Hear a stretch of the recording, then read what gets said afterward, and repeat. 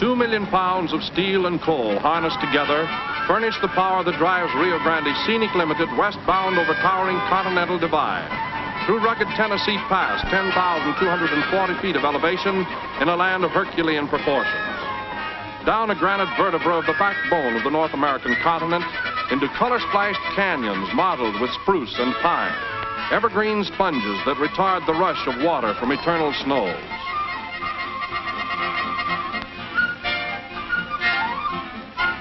Mile after mile, our route parallels the Colorado River, a swift-flowing palette that catches the myriad colors of nature's endless parade of beauty, a surging guide that leads us across Colorado's boundary at dusk into Utah.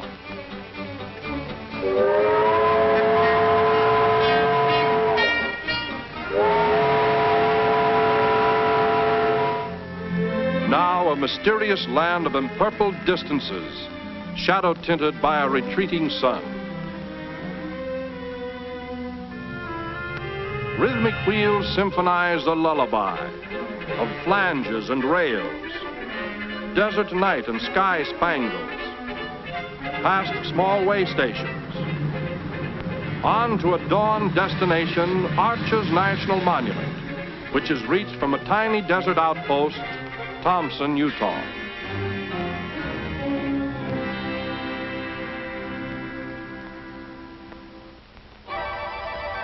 Flame scarlet rays herald the approach of a desert morning, and we are on our way by horseback to the Arches, a complex group of sandstone portals ranging in size from peepholes to great openings through which armies could march.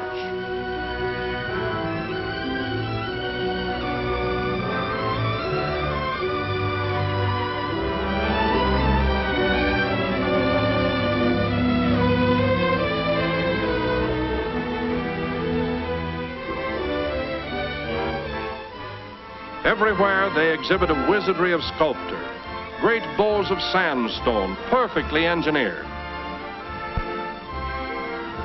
Spectacular rock visions dominating this vast desert domain.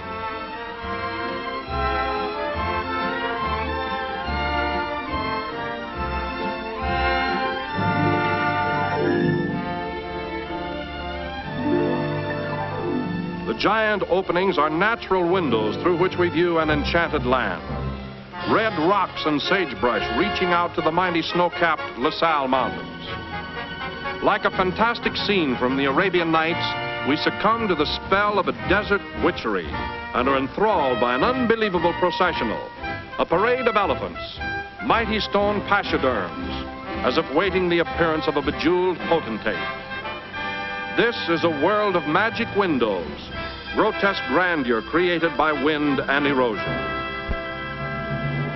The desert possesses an impelling force. Miles of pale yellow sand lift themselves to meet a sky band of faraway cliffs. An indescribable vastness softened now by the waning purple and molten silver shadows of a departing day. Aboard the Scenic Limited again through ebony darkness into Utah's great Carbon County coal region. Bound for Castle Gate, imposing entrance to the Wasatch Plateau. Gray sandstone projections atop the canyon ridges guard the bituminous wealth of this section. Enough coal to supply the entire United States for 250 years. It is estimated almost 196 billion tons of coal remain to be mined, and the fact that 45% reaches out-of-state markets makes for an endless parade of coal-laden gondolas up and down mountain grades.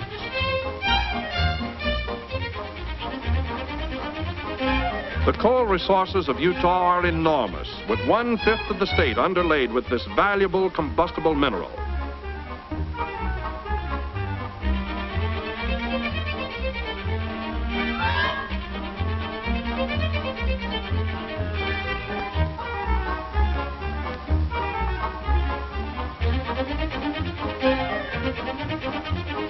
Utah coal, black magic that fires the furnaces of progress.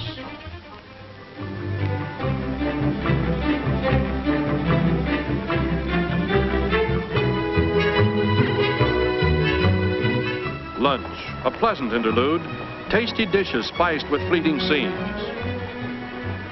Up to Soldier Summit, over 7,000 feet high, the crest of the Wasatch Plateau. Here the railroad reaches its highest Utah elevation, and what was once the scene of Indian warfare is now a busy mountain crossroad. Passengers and commerce moving east and west over a modern double-track system, a quartet of steel arteries reaching into infinity.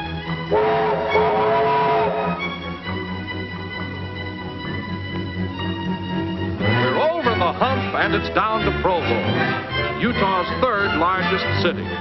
A scene of great agricultural activity, Provo testifies to the reclamation of the desert.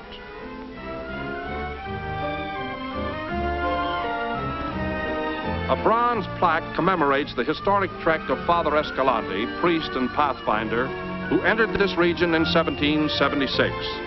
Failing in his effort to find a shorter route between the missions at Santa Fe and Monterey, Escalante was nonetheless overawed by the commanding picture of Mount Timpanogos, which the Indians called the Sleeping Princess.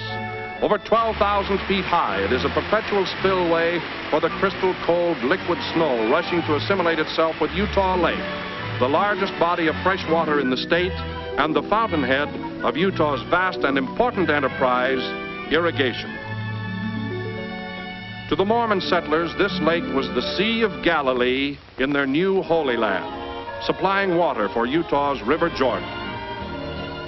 To provide a steady flow, powerful pumps are utilized so that man is enabled to cooperate with nature in perpetuating the transformation of once barren Salt Lake Valley. And like the biblical River Jordan, this stream too has its Dead Sea, emptying into the Great Salt Lake. Modern irrigation traces its beginning to that July day in 1847 when advance scouts of Brigham Young's party plowed ground and began what is generally accepted as the first irrigation project by Anglo-Saxons on this continent. Pioneer foresight and frontier ingenuity have wrought a miracle. Irrigation ditches fed by rivers and streams traverse once waterless valleys. A parched land drinks its fill of gurgling waters. Responding with an amazing fertility, Utah soil produces, with the possible exception of citrus fruits, any farm product grown elsewhere in North America. One of the oldest and most important agricultural pursuits is the cultivation of sugar beets, giving Utah high rank as a producer of beet sugar. Liquid sunlight gurgles and sings with the cool seduction of flowing water, bestowing a new sense of beauty.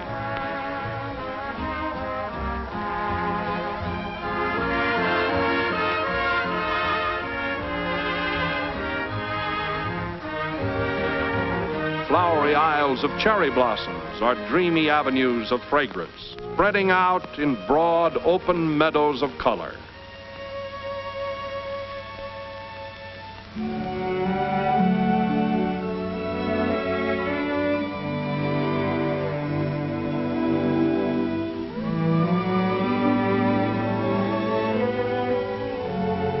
Ethereal petals of pink, delicately tinted by the radiance of a morning sun, create a fairyland pastoral scene with an air of biblical peace and serenity.